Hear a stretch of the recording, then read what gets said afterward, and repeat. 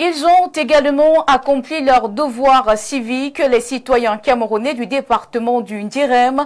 Dans ce processus électoral, les populations ont pu compter sur l'accompagnement des autorités de la ville de Tibati. Les précisions avec nos correspondants Jean Deyabou et Abdoul Moundon Labi.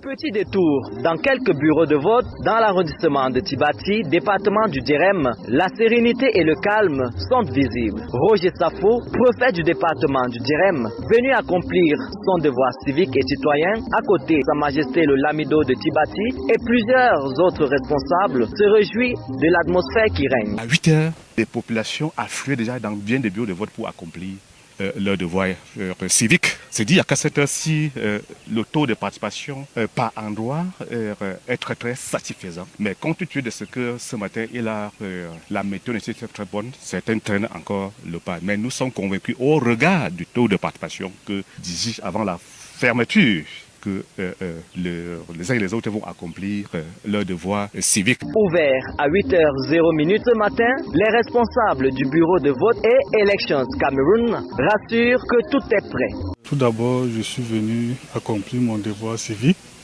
comme tout Camerounais en âge de voter ayant s'inscrit sur la liste électorale.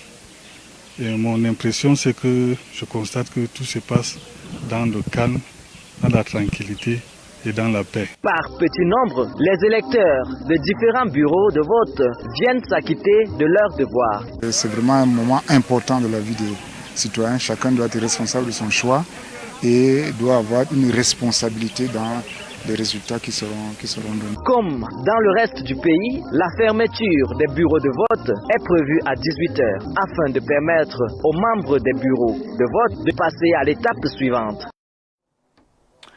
Faisons un tour à présent dans le département du Mayo-Bagno. De ce côté, 81 000 électeurs étaient attendus dans les urnes pour le bon déroulement du vote. Le préfet du département, accompagné par le SGPR, a joint à la présidente de